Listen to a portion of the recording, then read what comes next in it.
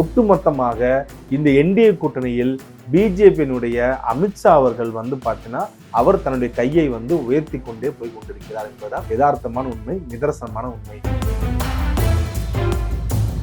இந்த 3 நாட்கள்ல தமிழக முதலமைச்சராக யார் பதவியேற்க போறாங்கன்றத என்டிஏ கூட்டணி பாத்தீங்கன்னா முடிவு செஞ்சு போகுது. அதே மாதிரி துணை முதலமைச்சராக விஜய் அவர்கள் பதவியேற்க போறாரு.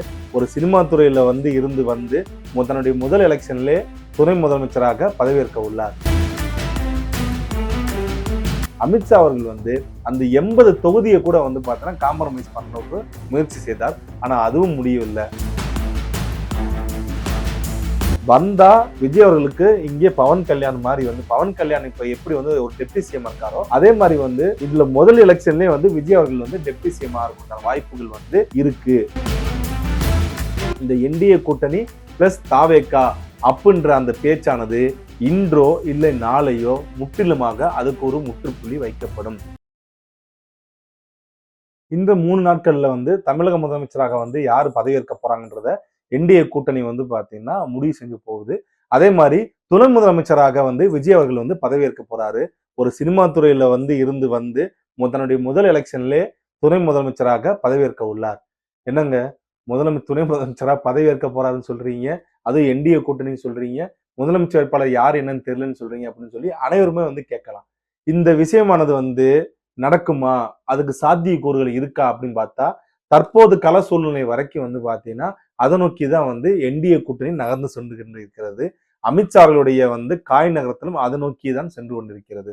கடைசியாக முதல்ல விஜய் அவர்கள் என்ன டிமாண்ட் வச்சார்னா 2.5 வருடம் நான் முதலமைச்சர், மீதி 2.5 வருடம் உங்கள் கூட்டணியிலிருந்து யாரும் நீங்க முடிவு பண்றீங்கன்னா அவர் முதலமைச்சர், அதாவது இவர் தான் முதலமைச்சர்னு சொல்லாம உங்க கூட்டணி மூலமாக நீங்க யார் தேர்ந்தெடுக்கிறீங்களோ அவங்க முதலமைச்சரா இருக்கட்டும், நான் 2.5 வருஷம் முதலமைச்சரா இருப்பேன், 80 தொகுதி எனக்கு வேணும்னு சொல்லி தன்னுடைய முதல் டிமாண்டாக விஜய் அவர்கள் இதை எடுத்து வைத்து பேசியுள்ளார். ஆனா அதற்கு பாத்தீங்கன்னா அமித்ஷா அவர்கள் அந்த 80 தொகுதியை கூட பாத்தீங்கன்னா காம்ப்ரமைஸ் பண்ணவுக்கு முயற்சி செய்தார். ஆனா அதுவும் முடியவில்லை. அடுத்து பாத்தீங்கன்னா முதலமைச்சர் அப்படின்றத அதிமுகவுடைய பொதுச் செயலாளர் இருக்கக்கூடிய எடப்பாடி பழனிசாமி அவர்கள் அதை முழுமையாக நிராகரித்த காரணத்தினால் அடுத்த கட்ட பேச்சுவார்த்தைக்கு இந்த என்டிஏ கூட்டணிக்கும் தமிழக வெற்றி கழகமும் பாத்தீங்கன்னா பேச்சுவார்த்தையை தொடங்கியது. அந்த பேச்சுவார்த்தையில என்ன நடக்குதுன்னா கடைசியாக விஜய் அவர்கள் தன்னுடைய அந்த சிஎம் கேண்டிடேட்ன்ற விஷயத்துல இறங்கி ஓகே எனக்கு 60 தொகுதி வேணும், டெப்டி சிஎம் வேணும், இதுக்கு மேல என்னால இறங்கி வர முடியாது, ஏன்னா என்னுடைய ரசிகர்களும் என்னுடைய கட்சியினுடைய தொண்டர்களும் இதை ஏற்றுக்கொள்ள மாட்டார்கள், ஆனால் நான் அவங்களை கன்வின்ஸ் பண்ணிக்கிறேன், பட் இருந்தாலும் நீங்க இதைத்தான் நீங்க உங்களுடைய என்டிஏ கூட்டணி இருக்கக்கூடிய அதிமுக இருக்கக்கூடிய பொதுச் செயலாளர் எடப்பாடி பழனிசாமியோட பேசி கன்வின்ஸ் பண்ணணும்னு சொல்லிட்டு அமித்ஷாவிடம் கடைசி டிமாண்டை வச்சு முடிச்சிட்டாரு. ஸோ இனிமேல் பாத்தீங்கன்னா இந்த காயானது யார்கிட்ட நகர்த்த போகிறதுனா எடப்பாடி பழனிசாமி அவர்கள் நோக்கி தான் ஒட்டுமொத்த என்டிஏ கூட்டணி தலைவர்கள் பூரா பாத்தீங்கன்னா எதிர்நோக்கி உட்கார்ந்துருக்காங்க. ஏன்னா நல்லா யோசித்து பாருங்க, வந்தா விஜய் அவர்களுக்கு இங்கே பவன் கல்யாண் மாதிரி பவன் கல்யாண் இப்ப எப்படி ஒரு டெப்டி சிஎம் இருக்காரோ அதே மாதிரி இதுல முதல் எலெக்ஷன்லயே விஜய் அவர்கள் டெப்டி சிஎம் ஆகிறதுக்கான வாய்ப்புகள் இருக்கு அப்படின்னு சொல்லி பேசப்படுகிறது. ஆனால் இங்க என்ன பிரச்சனையாக அதிமுக கட்சியினுடைய பொதுச்செயலாளர் பாக்குறாருன்னா இப்ப விஜய் அவர்கள் 60 சீட்டு கேட்டிருக்காப்புல, பிஜேபி 27 சீட்டு பாத்தீங்கன்னா அவங்க ஒதுக்க போகுது. அமமுகவுக்கு பாத்தீங்கன்னா 10 தொகுதியில் ஒதுக்க போறாங்க. அதே போல பாமக கட்சிக்கு 15 தொகுதி ஒதுக்க போறாங்க. அதே போல இதர இந்த ஜி.கே. வாசன் உள்ளிட்ட அந்த மாதிரி கட்சிகள் சேர்த்து மொத்தம் ஒரு 10 தொகுதி ஒதுக்க போகுது. ஆக இதுவே கிட்டத்தட்ட பாத்தீங்கன்னா 117 தொகுதி, அதாவது 100 தொகுதியை தாண்டி விட்டது. அப்ப 117 தொகுதியில பாஜக மற்றும் இதர என்டிஏ கூட்டணிகளும் மீதி 117 தொகுதியில அதிமுக பார்த்தா நிற்க வேண்டிய ஒரு சூழ்நிலை நிற்குது. ஆக அந்த 117 தொகுதியும் ஜெயிச்சால் மட்டும்தான் அவர்கள், அதாவது 117 தொகுதியில ஏடிஎம்கே நிக்கிற தொகுதி எல்லாத்தையும் ஜெயிச்சா மட்டும்தான் அவங்களால தமிழ்நாட்டுல தனித்த பெரும்பான்மையோட ஆட்சி அமைக்க முடியும், இல்லாவிட்டால் ஆட்சி அமைக்க முடியாது. அப்ப யாரோட பாத்தீங்கன்னா சப்போர்ட் பண்ற மாதிரி இருக்கும், அந்த இடத்துல அமமுக 3 தொகுதிகள் ஜெயிச்சா கூட பாத்தீங்கன்னா அவங்கள விட்டு கொடுக்க முடியாது. பாமக 5 தொகுதியை ஜெயிச்சாலும் விட்டு கொடுக்க முடியாது. பாஜக 5 தொகுதியை ஜெயிச்சாலும் விட்டு கொடுக்க முடியாது. விஜய் அவர்கள் 60 தொகுதியில கொடுத்த 60 தொகுதியில 15 தொகுதிகள் ஜெயிச்சாலும் அவர்களையும் விட்டு கொடுக்க முடியாது. அப்ப அந்த இடத்துல வந்து அனைத்து அதிகாரமும் தன் கையை விட்டு போகும் என்ற சூழ்நிலையில் அதிமுக பொதுச்செயலாளர் இருக்கக்கூடிய எடப்பாடி பழனிசாமி அவர்கள் இந்த 2ஆம் கட்ட பேச்சுவார்த்தையை முற்றிலுமாக அவர் புறக்கணித்து வருவதாக பேசப்படுகிறது. ஆக எது எப்படி இருந்தாலும் இந்த என்டிஏ கூட்டணி பிளஸ் தாவேகா அப்படின்ற அந்த பேச்சானது இன்றோ இல்லை நாளையோ முற்றிலுமாக அதுக்கு ஒரு முற்றுப்புள்ளி வைக்கப்படும். விஜய் அவர்கள் வந்தார்னா 60 தொகுதியும் பிளஸ் வந்து பாத்தீங்கன்னா அந்த 60 தொகுதியும் வந்து பாத்தீங்கன்னா அதிமுக கரண்ட் சிட்டிங் எம்எல்ஏ இருக்கக்கூடிய தொகுதியாக 30 தொகுதி உள்ள வருவதனால இன்னும் அடுத்த ஒரு கேள்விக்குறியாக சென்று கொண்டிருக்கிறது.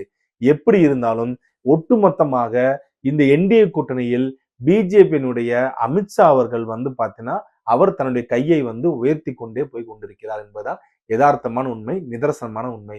எப்படி இருந்தாலும் இந்த 2026 எலெக்ஷனுக்குள்ள நம்ம தமிழ்நாட்டை வந்து கைப்பற்றி ஆக வேண்டும். இல்லாவிட்டால் எதிர்கட்சியிலாவது வந்து உட்கார வேண்டும் அப்படின்ற விஷயத்துல அவர் நெருங்கி கொண்டு வந்து கொண்டிருக்கிறார். இல்ல நம்ம 2011 வந்து வரலாறை திருப்பி கொண்டு வந்துடலாம், திருப்பி வந்து பாத்தீங்கன்னா அதிமுக ஆட்சி அமைஞ்சிரும். தாவேக்கா அன்னைக்கு எப்படி வந்து விஜயகாந்த் அவர்கள் வந்து எதிர்கட்சியா வந்து உட்கார்ந்தாரோ அதே மாதிரி தாவேக்கா வந்து எதிர்கட்சியா உட்காரணும். திமுக வந்து பாத்தீங்கன்னா ஒரு 10 தொகுதி கூட ஜெயிக்க கூடாது, அந்த கட்சியை முடிக்கணும்னு சொல்லி இங்கே அமித்ஷா அவர்கள் வந்து பாத்தீங்கன்னா அவர் பிளான் பண்ணிட்டு வரா அப்படின்னு சொல்றாங்க.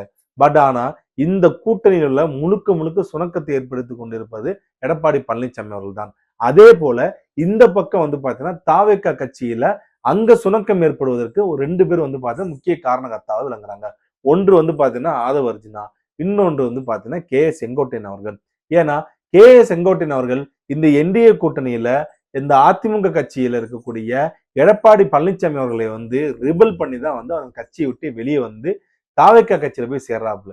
அதே போல ஓபிஎஸ் அவர்களும் வந்து பாத்தீங்கன்னா இதே அதிமுக வந்து வெளியே ரிபல் பண்ணி இப்ப டோட்டலா அந்த கட்சியை விட்டு நீக்கி அதன் பின்பு திருப்பி சேரன்னு சொல்லியும் அவர் சேர்க்க மாட்டேன் அப்படின்னு சொல்லி அவரையும் கொண்டு போய் சேர்த்துட்டாங்க. செங்கோட்டையன் அவரும் சேர்க்க மாட்டேன், ஓபிஎஸ் அவர்களையும் சேர்க்க மாட்டேன், சசிகலா அவர்களையும் சேர்க்க மாட்டேன் அப்படின்னு சொல்லி டோட்டலா வந்து பாத்தீங்கன்னா என்னால முடியும், நான் ஜெயிச்சு காட்டுறேன் அப்படின்ற மாதிரி 2021 இதே மாதிரிதான் வந்து நான் தினகரனை சேர்க்க மாட்டேன் ஓபிஎஸ் சேர்த்துக்கிறேன்னு சொல்லிட்டு ஓபிஎஸ் அவர்களை வைத்துக் கொண்டு தேர்தலை சந்தித்தார். தோல்வியே வந்து வந்தது.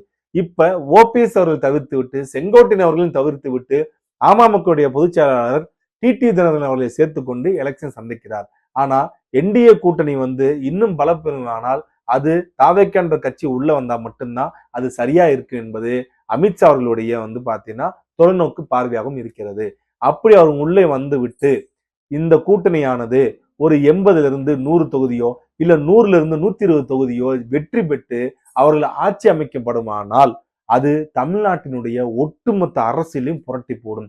கிட்டத்தட்ட வந்து ஒரு 60-70 ஆண்டுகள் பின்பு ஒரு கூட்டணி ஆட்சி, அதாவது தமிழ்நாட்டில் முதன்முறையாக கூட்டணி ஆட்சி என்பது வந்து நடக்கக்கூடிய ஒரு காலகட்டமாக 2026 எலெக்ஷன் என்பது நடக்கும் என்பதுதான் இன்றைக்கு அரசியல் விமர்சகர்களும் சரி பொதுமக்கள் மத்தியிலும் சரி பரவலாக பேசப்பட்டு வருகிறது.